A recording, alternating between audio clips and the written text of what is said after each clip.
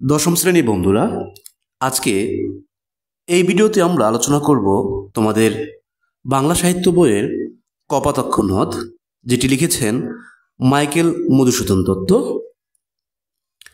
আমরা এই কবিতাটি পাঠ করার আগে মাইকেল মধুসূদন দত্ত সম্পর্কে কিছু তথ্য জেনে নিব, তাহলে আমাদের এই কবিতাটি পড়তে আরো বেশি সুবিধা হবে। তো চলো ভিডিওটি শুরু করা যাক। মাইকেল মধুসূদন দত্ত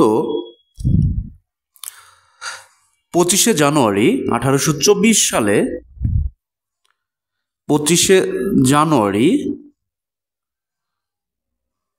1824 সালে যশোর জেলার কেশবপুর থানার কপোতাক্ষ নদের তীরে সাগরদাড়ি গ্রামে এক জমিদার বংশে তার জন্মগ্রহণ।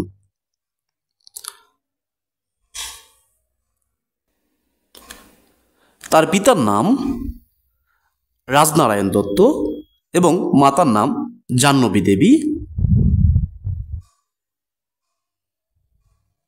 রাজনারায়ণ দত্ত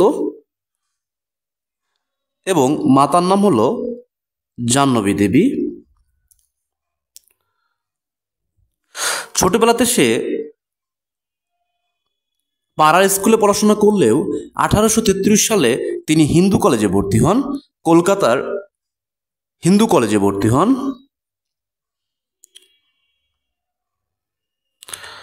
1833 সালে হিন্দু কলেজে ভর্তি হবার পর পাশ্চাত্য ভাবধারায় তিনি গড়ে ওঠেন, যার কারণে তিনি 1843 সালে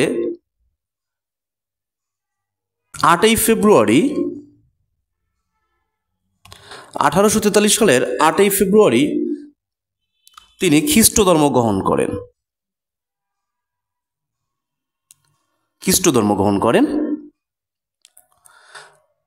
এই যে তিনি 1843 সালে খ্রিস্ট ধর্ম গ্রহণ করলেন, তার জন্মগ্রহণ হয়েছিল একটি হিন্দু পরিবারে।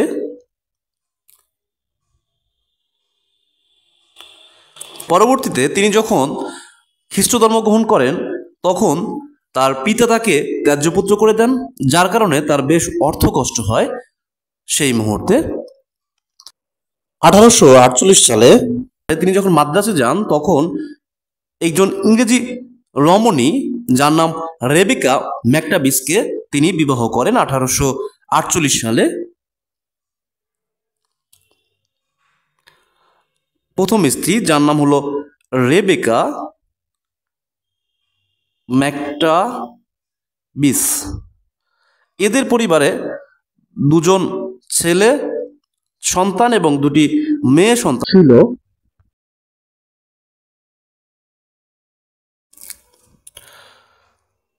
এ সময় ঠিক তার পরের বছরে তার প্রথম ইংরেজি গ্রন্থ দ্য ক্যাপটিভ লেডি তিনি রচনা করেন। 1856 সালে তার প্রায় 8 বছর পরে 1856 সালে সে রেবেকাকে ত্যাগ করে আরেকটি ফরাসি মেয়ে হেনরিয়েটাকে বিয়ে করেন। এটি তার দ্বিতীয় স্ত্রী। প্রথম স্ত্রীকে ছেড়ে দ্বিতীয় বিয়ে করার পর থেকে তার জীবনে আরো বেশি দুর্বিষহ হয়ে ওঠে। 1863 সালে তিনি ফ্রান্সের ভার্সাই নগরীতে স্থায়ীভাবে পরিবার নিয়ে বসবাস করতে শুরু করেন। এই যে পারিবারিক সমস্যা, সেই সাথে অর্থ কষ্ট, এই দুটি দুর্বিষহ হয়ে ওঠে ঠিক তখনই তার ছোটবেলার স্মৃতি বিজড়িত জায়গা কপোতাক্ষ নদ, এটির স্মৃতি তার মানসপটে ভেসে ওঠে। তো আমরা আজকে সেই তার স্মৃতি বিজড়িত কপোতাক্ষ নদটি পড়ব। আমরা এই তথ্যগুলো জেনে নিলাম এই কারণেই যে তার এত ঘটনার কারণেই তিনি মূলত এই কপোতাক্ষ নদকে অনেক বেশি তিনি অনুভব করছেন। এই কপোতাক্ষ নদকে, এই কপোতাক্ষ নদের সাথে তার অনেক বেশি স্মৃতি জড়িয়ে আছে। তো চলুন আমরা এই কপোতাক্ষ নদটি ব্যাখ্যা করব, যে প্রত্যেকটি শব্দ লাইন বাই লাইন আমরা ব্যাখ্যা করে যাব, যাতে আমরা প্রত্যেকটি শব্দ দ্বারা বুঝতে পারি এবং এই কবিতাটিতে তিনি কি বোঝাতে চেয়েছেন সেগুলো আমরা খুব সহজেই বুঝতে পারি। কপোতাক্ষ নদ, মাইকেল মধুসূদন দত্ত। সতত হে নদ তুমি পরমর মনে, সতত তোমার কথা ভাবিয়ে বিরলে। এই সতত শব্দটির অর্থ হলো সর্বদা, সবসময়। হে নদ, এই কপোতক্ষ নদকে সম্বোধন করে বলছেন তুমি পরমর মনে। মোর মানে হলো এই মাইকেল মধুসূদন দত্ত, যেহেতু সে নিজে বলছে, অর্থাৎ এই কপোতক্ষ নদের কথা তার অনেক বেশি মনে পড়ে। সতত তোমার কথা ভাবিয়ে বিরলে, এই বিরলে শব্দটির অর্থ হলো একান্ত নিরিবিলিতে, অর্থাৎ নির্জনে। সে নির্জনে বা একান্ত নিরিবিলিতে সর্বদা তার যে স্মৃতিবিজড়িত কপোতক্ষ নদটি আছে তার কথা তার মনে পড়ে। সতত যেমনই লোক নিশার স্বপনে শোনে মায়া মন্ত্র, এটি মন্ত্রধ্বনি, তব কলকলে জুড়াই এ কান আমি ভ্রান্তির ছলনে। আমরা এটুকু ব্যাখ্যা করি আগে। সতত সর্বদা যেমনই লোক নিশার স্বপনে, এই নিশা মানে হলো রাত, রাত্রি। স্বপনে মানে স্বপ্নে, আমরা ঘুমানোর পরে, রাত্রিবেলা ঘুমানোর পরে আমরা যে স্বপ্ন দেখি সেই স্বপ্নের কথা বলা হয়েছে। শোনে মায়া মন্ত্রধ্বনি। দেখেন, আমরা যখন রাত্রিবেলাতে সারাদিন আমরা যেটি ভাবি, অর্থাৎ আমরা সারাদিনে যা নিয়ে অনেক বেশি ব্যস্ত থাকি, অনেক বেশি ভাবি, আমাদের মনে আমাদের ভাবনার উদয় হয়, সেগুলো নিয়েই দেখা যাচ্ছে রাত্রিবেলাতে আমরা এই আমাদের নিশার স্বপ্নে, অর্থাৎ রাত্রিতে আমরা যখন ঘুমাই তখন স্বপ্নে সেগুলো নিয়েই আমরা স্বপ্ন দেখি, সেগুলোই আমাদের ভাবনাতে বারবার চলে আসে। তব কলকলে, এই কলকলে শব্দটি দ্বারা বুঝিয়েছে হলো এই যে কপোতক্ষ নদের কলকল শব্দটি অবিরত বাড়ি বা জল প্রবাহ বোঝায়, অর্থাৎ এই যে নদীর জল অবিরত বয়ে চলে, এটির ধ্বনি বোঝায়, কলকল ধ্বনি। এই জুড়াই এ কান আমি ভ্রান্তির ছলনে, এই কলকলতে কবি এ কান আমি, এই যে কানটি সে জুড়েছে কি দিয়ে, এই যে কলকল ধ্বনি দিয়ে, আমি ভ্রান্তির ছলনে। দেখেন, এই যখন তিনি কপোতক্ষ নদটি লিখছেন তখন তিনি ফ্রান্সের ভার্সাই নগরীতে বসে আছেন, কিন্তু সে এই নিশার স্বপনে দেখার মাধ্যমে সেই ভ্রান্তির ছলনে, অর্থাৎ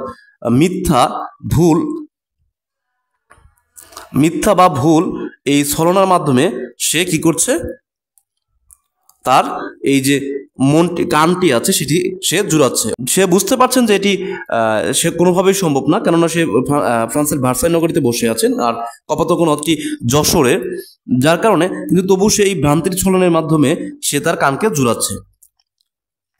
বহু দেশ দেখিয়াছি বহু নদ দলে, কিন্তু এ স্নেহের তৃষ্ণা মেটে কার জলে। দুগ্ধ স্রোতরূপী তুমি মাতৃভূমি স্তনে। বহু দেশ দেখিয়াছি বহু নদ দলে, এই যে এইখানে দলে দ্বারা মূলত বোঝানো হয়েছে নদ সম্পর্কে, দল দ্বারা যেহেতু বহু বচন বোঝায়, এই যে নদ দলে বলতে সে এই যে বহু দেশে অনেক অনেক নদ দেখেছে, এটি বহু বচন অর্থে ব্যবহৃত হয়েছে। কিন্তু এ স্নেহের তৃষ্ণা মেটে কার জলে, কিন্তু এই যে কপোতক্ষ নদ থেকে যে তিনি স্নেহ পেয়েছেন, এই স্নেহ পাওয়ার যে তার তৃষ্ণাটা, এটি আর কারো জল দ্বারাই তার পূরণ হয় না, মেটে না।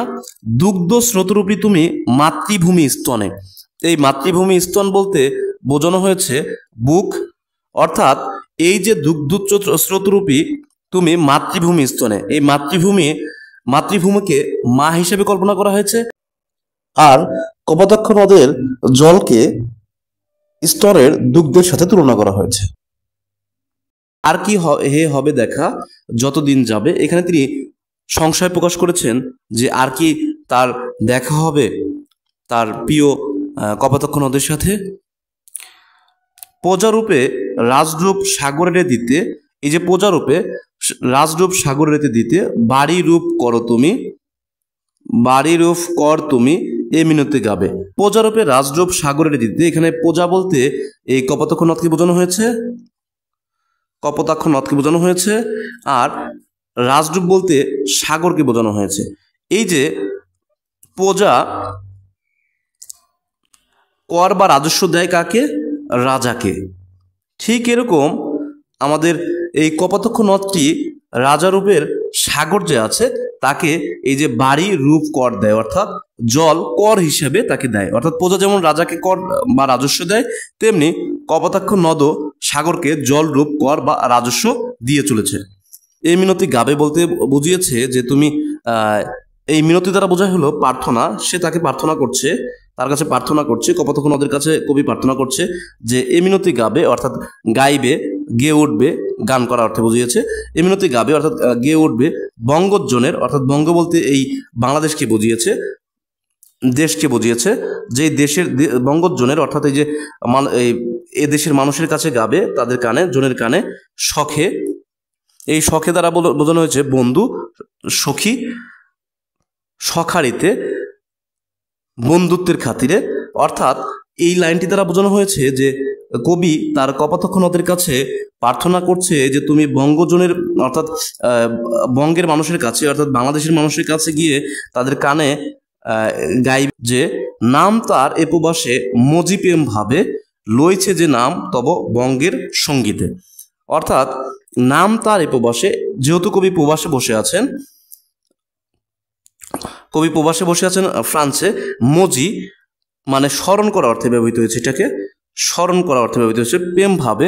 অর্থাৎ সে কি করছে, যেই যে কপোতাক্ষ নদটি আছে তাকে সে প্রেমের মাধ্যমে, অর্থাৎ তাকে অনেক বেশি ভালোবাসে, সে এই প্রবাসে বসেও তাকে অনেক বেশি স্মরণ করছে। লইছে যে নাম তব বঙ্গের সঙ্গীতে, সে কি করছে, তার এই যে কপোতাক্ষ নদ আছে তার নাম সে কি করছে বঙ্গের সঙ্গীতের মাধ্যমে, অর্থাৎ এই যে বাংলার সঙ্গীত সে গাইছে কপোতাক্ষ নদ, এর মাধ্যমে এই তব শব্দের অর্থ হলো তোমার, এই তব শব্দের অর্থ হলো তোমার। অর্থাৎ এই যে কপোতাক্ষ নদটি আছে এই কপোতাক্ষ নদের সে কি করছে, সে এই বিদেশে বসেও অর্থাৎ প্রবাসে বসেও তার এই বঙ্গের সঙ্গীতের মাধ্যমে, তিনি যে কপোতাক্ষ কবিতাটি লিখছেন এই সঙ্গীতের মাধ্যমে সে তাকে অনেক বেশি স্মরণ করছে। এইটি হলো কবিতার ব্যাখ্যা। হলো অবশ্যই চ্যানেলটি সাবস্ক্রাইব করে পাশে থাকা বেল বাটনটি বাজিয়ে যাবেন ইনশাআল্লাহ। তো ভালো থাকুন, সুস্থ থাকুন, আল্লাহ হাফেজ।